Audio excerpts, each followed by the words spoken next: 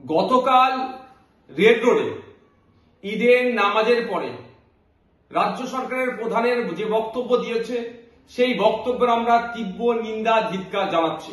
Indian secular front ইতিমধ্যে press statement দিয়েছে যে এই বক্তব্য কোনোভাবেই মেনে নেওয়া যায় না। ঈদের নামাজের অনুষ্ঠানটা একটা ধর্মীয় অনুষ্ঠান, সেই ধর্মীয় অনুষ্ঠানের মঞ্চকে যেভাবে রাজনৈতিক মঞ্চে পরিণত করেছে এটা গণতন্ত্রের জন্য স্বাস্থ্যকর নয়, এর আমরা বিরোধিতা করছি। আমরা অবাক হয়ে যাচ্ছি একজন সরকারের প্রধানের কি ভূমিকা।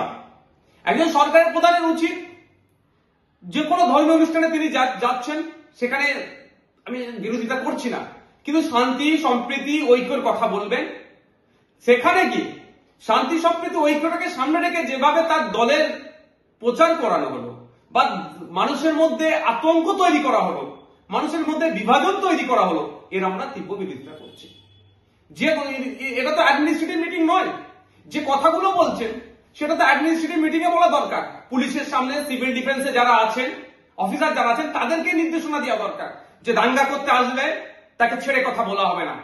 প্রশাসন তোমাদেরকে বলছি, তোমরা একটাও ছাড়বে না। কিন্তু আমরা কি দেখছি, বিভিন্ন সময় গরু ছাগল চোর ধরা পড়ে গিয়েছে, আইপিএসরা বসে স্টেটমেন্ট দিচ্ছেন, ভালো কথা যে অমুক চোর অমুক অমুক ধরা পড়েছে, কিন্তু বিভিন্ন ক্ষেত্রে দেখছি যারা ফেক অ্যাকাউন্ট বানিয়ে ভিন্ন দেশের ভিডিও ছেড়ে পশ্চিমবাংলায় হিন্দু মুসলমানের মধ্যে যে সম্প্রীতি ঐক্য বিনষ্ট করার চেষ্টা করছে, ভিডিওটা ফেক বলে আবার কোন পুলিশ ডিস্ট্রিক্টের ফেসবুক পেজ থেকে সোশ্যাল পেজ থেকে ছাড়া হচ্ছে, কিন্তু যে ভিডিওটা পোস্ট করলো তার বিরুদ্ধে অ্যাকশন নিয়েছে কি নেয়নি, তার বিরুদ্ধে কেস হয়েছে কি হয়নি, তার ডিটেলস কেন ফেসবুকে আপলোড হচ্ছে না বা সোশ্যাল সাইটে আপলোড হচ্ছে না। একটা দেখছিলাম মালদা জেলায় একটা ঘটনাকে কেন্দ্র করে সেখানে নাকি সমস্ত হিন্দুদের নামে মামলা দিয়েছে বলে একটা কাগজ ঘুরছে, সেটাও আবার মালদা জেলা পুলিশের পক্ষ থেকে ফেক বলে বলা হয়েছে।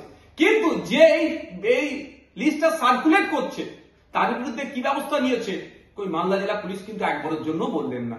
এগুলো হচ্ছে আপনার অ্যাডমিনিস্ট্রেটিভ মিটিং এ বলিষ্ঠ কণ্ঠে রাজ্য সরকারের প্রধানকে বলা দরকার, তা না করে এখানে এসে মুসলিম সমাজের মানুষের কাছে রেডিমেড মঞ্চ, লক্ষাধিক মানুষ আছে, সেখানে এসে ধর্মীয় মঞ্চকে রাজনৈতিক মঞ্চ পরিণত করে এই ধরনের বলছে। আমরা এর বিরোধিতা করছি। আর এরা কোনোদিন চায় না যে সংখ্যালঘু সমাজের মানুষরা বৃহত্তর সমাজের মানুষের সাথে সুশৃঙ্খল ভাবে জীবনযাপন করুক। এদেরকে সবসময় ক্যাপটিভ ভোট ব্যাংক হিসেবে রাখার চেষ্টা হচ্ছে। এই ক্যাপটিভ ভোট ব্যাংক হিসেবে রাখার জন্য এই ধরনের করছে, ভালনারেবল তৈরি করছে। বৃহত্তর স্বার্থে এদেরকে ব্যবহার করা হচ্ছে না, এদেরকে শুধু ক্ষুদ্র স্বার্থে ভোট ব্যাংক হিসেবে, আবার ক্যাপটিভ ভোট ব্যাংক হিসেবে এদেরকে রেখা দেওয়ার চেষ্টা হচ্ছে। গতকালকে যে বক্তব্য দিয়েছে, এই বক্তব্য দ্বারাই সামাজিকভাবে দুটো সম্প্রদায়ের মধ্যে বিশাল বিচ্ছেদ আমার মনে হয় তৈরি করার অপচেষ্টা চললো। হিন্দু সমাজ মুসলিম সমাজের মানুষের মধ্যে একটা দূরত্ব তৈরি করার অপচেষ্টা হলো। কেন এই ধরনের বক্তব্য হবে? আমি অনুরোধ করবো হিন্দু মুসলিম নির্বিশেষে বাংলার মানুষের কাছে, সম্প্রীতি প্রেমী মানুষের কাছে, ঐক্যে বিশ্বাসী মানুষের কাছে, কোন তথাকথিত নেতাদের কথাবার্তাতে না সম্প্রীতির কথা বিশ্বাস করবেন, না এদের বিভাজনের কথা তো বিশ্বাস করবেন না আপনারা। আমরা বাংলা কাজী নজরুল ইসলামের বাংলা, এই বাংলা রবীন্দ্রনাথ ঠাকুরের বাংলা, এই বাংলা জীবনানন্দ দাশের বাংলা, এই বাংলা পণ্ডিত রঘুনাথ মুর্মুর বাংলা, এই বাংলা হরিচাঁদ ঠাকুরের বাংলা, এই বাংলা ফুরফুরা পীর আবু বকর সিদ্দিকের বাংলা, এই বাংলা বিনয় বাদল দীনেশের বাংলা। এই বাংলাকে আমরা যে সম্প্রীতি ঐক্যের সাথে আমরা বসবাস করছি তাদের দেখানো পথে আমরা এগিয়ে যাচ্ছি। কোন তথাকথিত নেতাদের কথাতে আমরা এই বাংলার সম্প্রীতি ঐক্য আমরা বিনষ্ট হতে যেমন দেব না, আর তথাকথিত নেতাদের দেখানো পথ ঐক্য তৈরি করতে যাব না। কারণ এরা দিনের শেষে ভোট নিয়ে বোঝে, ভোটের বাইরে এরা কিছু বোঝে না। যদি ভোটের বাইরে বুঝতো তাহলে একটা মুসলিম ধর্মীয় অনুষ্ঠানে এসে রাজনীতিকরণ করতেন না। আমি যদি একটা প্রশ্ন ছুড়ে দিই, যেভাবে ঈদের মঞ্চকে রাজনীতিকরণের জন্য ব্যবহার করা হলো, গুরুদুয়ারায় গিয়ে এটা করতে পারবেন? গির্জাতে গিয়ে এই ধরনের বক্তব্য দিতে পারবেন 25শে ডিসেম্বর? দুর্গা উৎসবে গিয়ে এই ধরনের বক্তব্য দিতে পারবেন? জগন্নাথী পুজোতে গিয়ে এই ধরনের বক্তব্য দিতে পারবেন? স্বাভাবিকভাবে আমি প্রশ্ন করছি, আর আমি দেওয়ার পক্ষেও নয়। শুধুমাত্র দিনের শেষে পলিটিক্যাল টুল হিসাবে সংখ্যালঘু মাইনরিটিদেরকে ব্যবহার করা হচ্ছে, আর সংখ্যাগুরুদের কাছে সামাজিকভাবে মাইনরিটিদেরকে একটা মাইনরিটিদের বিরুদ্ধে একটা অস্পৃশ্যতা তৈরি করার ন্যারেটিভ তৈরি করা হচ্ছে, মাইনরিটিদেরকে ঠেলে দেওয়ার একটা অপচেষ্টা চলছে, দূরে ঠেলে দেওয়ার অপচেষ্টা চলছে।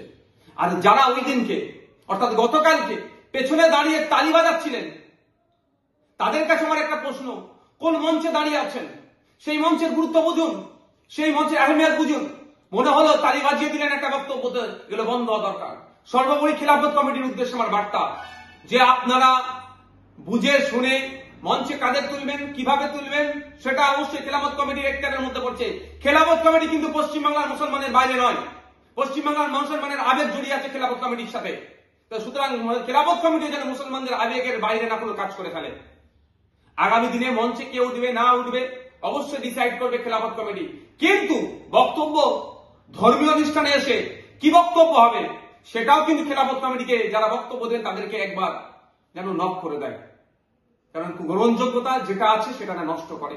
100 বার আসবেন সরকারের প্রধান, যে কোনো ধর্ম অনুষ্ঠানে যান তিনি, তাকে আমরা আশা থেকে আমি বিরত করার বিষয়ে আমি বিতর্কে জড়াবো না, কিন্তু এসে ধর্মীয় অনুষ্ঠানটাকে ধর্মীয় ভাবে করা হয়, আপনার রাখা হয়, তার ব্যবস্থা করবে। আমি সর্বোপরি আবারও বলছি, গতকাল মুসলিম ধর্মের পবিত্র ঈদ, 1 মাস রোজা, 1 মাস সিয়াম উপবাস, নির্জলা উপবাস থাকার পরে মানুষজন তারা ঈদ পালন করছে, সেই মঞ্চে যেভাবে রাজনীতিকরণ হচ্ছে তার আমরা তীব্র নিন্দা ধিক্কার জানাচ্ছি। আশা করব আগামী দিনে এই ধরনের ধর্মীয় অনুষ্ঠানগুলোকে কোনোভাবেই রাজনীতিকরণ না করে।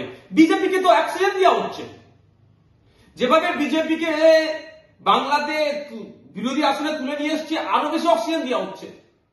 বিজেপি হিন্দু ধর্মের অনেক ধর্মীয় উৎসবগুলোকে তারা অস্ত্র হিসেবে কাজে লাগায় তাদের ভোট ব্যাংকে, সেই ক্যাপটিভ ভোট ব্যাংক হিসেবে রাখার জন্য, কাছে নিয়ে আসার জন্য। আর তৃণমূল সেই কাজে অক্সিজেন দিয়ে দিল গতকালকে। এগুলো বন্ধ হওয়া দরকার। মানুষের রুজি রুটি নিয়ে প্রশ্ন আসছে না। যদি ওখানে গিয়ে অন্তত কথা বলতেন যে ওবিসি সমস্যাটা আমি দ্রুত সমাধান করব, সার্ভে করে সমাধান করে দেবো, একটা 3 মাসের মধ্যে 2 মাসের মধ্যে একটা টাইম দিতেন না?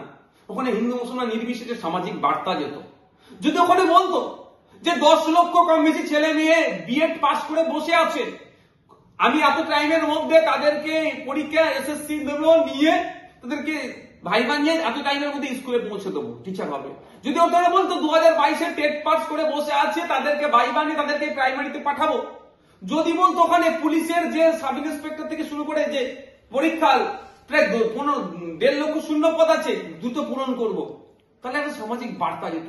সেই সব না করে মুসলমানদেরকে ভয় দেখানো হলো আর বিজেপির হাতে অস্ত্র তুলে দেওয়া হলো। মুসলমানরা এখন আটকাবে, ও ভোট দেবে মুসলমান, ক্ষমতায় নিয়ে আসবে মুসলমান, আর শুভেন্দু বাবু, সুকান্ত বাবু, আপনার দিলীপ ঘোষ বাবুরা প্রতিনিয়ত মুসলমানদেরকে গালাগালি করবে, মাদ্রাসা নিয়ে বাজে মন্তব্য করবে, তাদের বিরুদ্ধে প্রতিবাদ করতে হবে সেই মুসলমানকে। তাহলে আপনাকে ভোট দেওয়ার মানে কি হলো? আপনার দলকে ভোট দেওয়ার মানে কি হলো? এগুলো বন্ধ করুন। হিন্দু মুসলমান নির্বিশেষে বাংলার মানুষকে শান্তিতে থাকতে দিন। বাংলার গ্রামের মানুষের মাসিক খরচের গড় আয় 3600 কোটি টাকা। কেন এত কম খরচ করছে? হাতে টাকা নাই। কিভাবে হাতে টাকা আসবে, কিভাবে রুজি রুটি বাড়বে, তার কথা যদি ওখানে গিয়ে ঈদের মঞ্চে বলতেন না, সংখ্যালঘু থেকে সংখ্যাগুরু সবাই আপনাকে বাহবা দিত। এই নওশাদ সিদ্দিকীও প্রয়োজনে আপনাকে বাহবা দিত। কিন্তু দুর্ভাগ্যের বিষয়, যেখানে আপনার সিকিমে আমাদের পার্শ্ববর্তী রাজ্য, আমাদের বন্ধু রাজ্যের পার্শ্ববর্তী রাজ্য, যেখানে মাস গেলে প্রায় 10,000 টাকা তারা খরচ করছে পরিবার পিছু গ্রামীণ এলাকাতে, আর আমাদের পশ্চিমবাংলা গ্রামীণ এরিয়া যেখানে প্রায় 70% মানুষ বসবাস করে, পরিবার পিছু মাত্র 3,600 কোটি টাকা খরচ করছে। কেন?